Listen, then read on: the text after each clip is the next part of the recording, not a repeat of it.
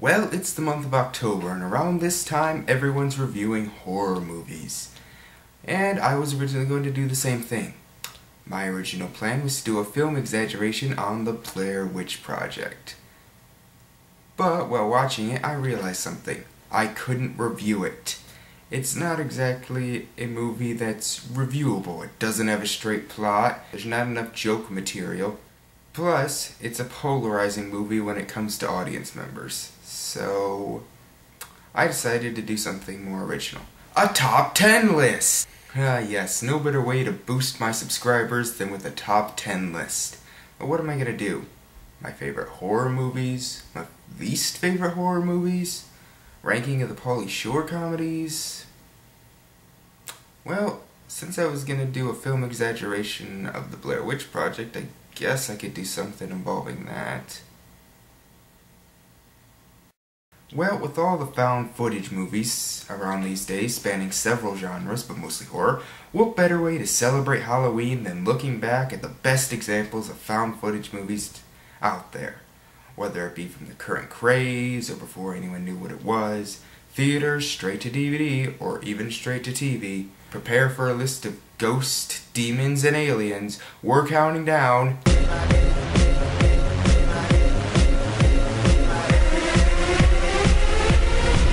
The top 10 best found footage movies, in my opinion. Number 10. I think it's a UFO. What?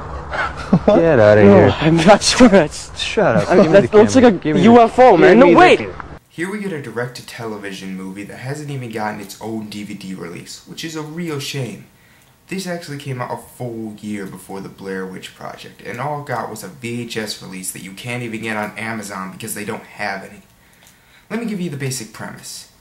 A family on a farm are visited by aliens and one of them films it.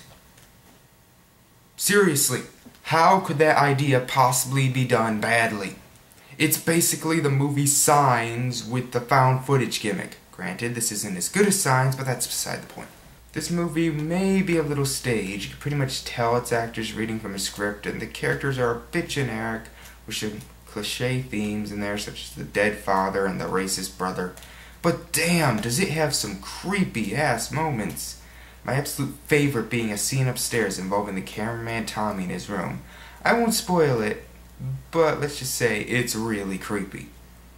It has a good pacing, making you feel for the characters just enough, and I felt sad as they, spoiler, disappeared one by one.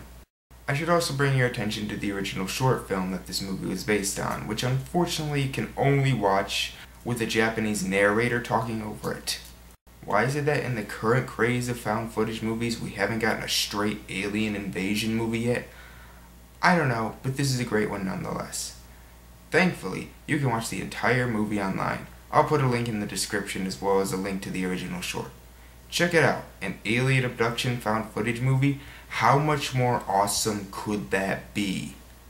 Number 9. Oh, God! This movie just came out, and I knew halfway through that this was one of the best examples of found footage out there. It's an anthology film, so there are several directors and writers, and each of them have a pretty bright future ahead of them. This is semi-horror, semi-comedy, semi-exploitation. Yes, there is plenty of nudity, and because it's an anthology, there are going to be segments that are better than others. For example, the second story was just kind of meh. And the third one had some interesting ideas, but left me wanting more. But the first story and the fifth story are fantastic.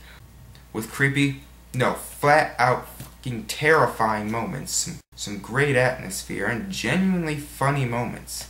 The fourth story is good, although a little out of place for a film called VHS. Let's just say it's a sneak peek at Paranormal Activity 4.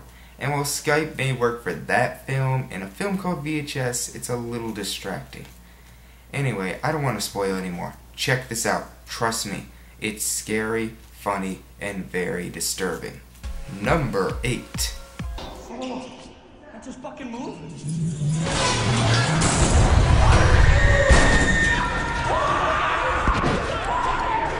Here's a little Canadian gem. I can't believe it took till 2011 to make a movie about a paranormal television crew. I mean, it seems like it should have been done first. But anyway, this was a big surprise for me. I didn't expect much from it, but I had my eyes covered through about half the movie, jumping quite often. I love the claustrophobia feel that it gives off. I really felt like I was trapped in that building. If I had any complaints, it would be that some of the characters are pretty boring. TC is really the only memorable one, and it has some very, very bad CGI. But like I said, it made me feel trapped, and I was constantly creeped out, so those are forgivable. It's sort of a satire of paranormal television shows, but it doesn't say they flat out suck. So if you're a fan of Ghost Hunters, Destination Truth, or my guilty pleasure, Fact or Faked, you should check this out. Oh, and there's a sequel coming out soon. Let's hope it takes the Paranormal Activity route and not Blair Witch. Number 7.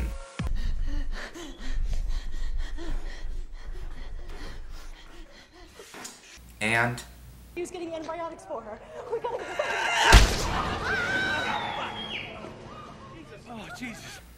I decided to put these two together because 1, I like them both about equally, and 2, they're pretty much the same movie. And that's why everybody hates Quarantine, just because it's pretty much a shot-for-shot remake. Well, I saw Quarantine first. In fact, I think the reason most people even know what Wreck is because of Quarantine. Now, there are differences between the two, and these differences are what makes it hard to decide which I like better. Angela was less annoying in Wreck, but I like the cameraman more in Quarantine. Wreck was a bit more realistic, while Quarantine gave more time to develop the lead characters in the beginning. I guess since Wreck came out first, that technically makes it the better movie, but it certainly had the better sequel, but I enjoy both of them. If you saw Quarantine, check out the original. If you saw Wreck, don't completely dismiss the remake. So what if the marketing spoiled the ending? There's still some good scares, likable characters, and some really good makeup effects. Number 6.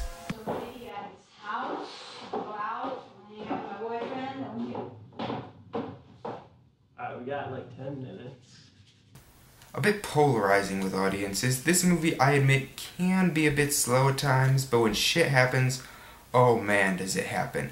It's definitely more of a creepy film than outright scary, but the ending could possibly be one of the most horrifying things I've ever seen. I nearly crapped myself when I first saw it. Katie is a very likable protagonist, and Mika, well, he's not the worst character I've ever seen, he's just a little annoying at times. But whatever, just give it a chance. At least now you can watch it with the lights on. Hey, I'm just quoting the back of the case. Number 5. I just want to apologize to Mike's mom, and Josh's mom, and my mom. Okay, so the Blair Witch Project may not be the scariest movie of all time, but it damn sure is one of the creepiest. It's another polarizing movie. You either love it or hate it. Seriously, there is almost zero middle ground for this. The film isn't a jump scare type of movie. In fact, throughout a lot of the film, it doesn't really try and scare you exactly. It more or less makes you feel isolated. And what it does well is make a realistic atmosphere.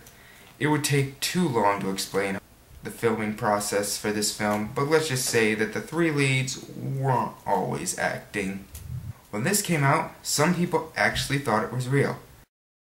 The characters are sympathetic, even though they're all kind of assholes. But they're not movie assholes, they're real people assholes. There's a difference. We all act a bit dickish sometimes. I like that it has a sense of humor, and the ending is one of the best of all time. Like I said, it's a love or hated movie, but I love it. Number 4.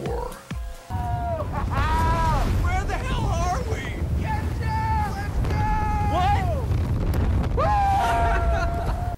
Another recent entry, Chronicle isn't a horror movie, it's a superhero movie. I'm not a big fan of superhero origin stories, but here it's a supervillain origin story. And that was my favorite aspect of the movie. To be honest, I already reviewed this film, so if you want to know my full thoughts, go watch that. I'll put a link in the description.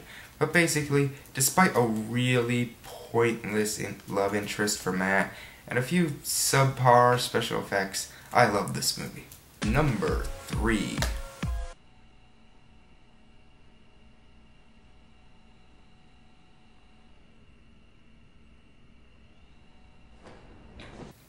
Holy shit. Of all 3 Paranormal Activities released so far, this is probably the scariest. It at least is the one that has the most scares. But scares aren't the only thing I liked in this movie. I also liked the characters, who were played by great actors and had some pretty funny moments. The fan cam was genius. I like how it ties into the first film. There are a few problems, but my big problem was the ending. Not the ending itself, that was awesome. But when it ended, I still had a lot of questions. You get a damn scary movie that I will be looking forward to watching every Halloween. Number 2. Where's Mika? Oh, he wasn't up for hanging out today.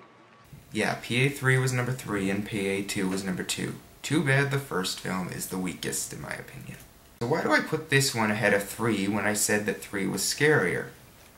Well, not only does the second one have its horrifying moments, let me just say this. Kitchen.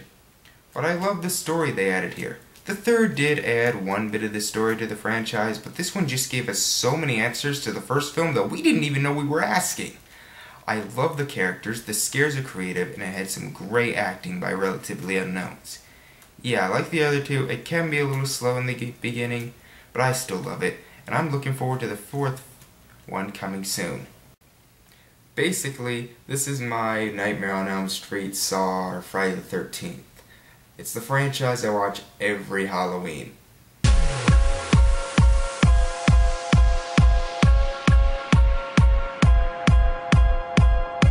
Number 1.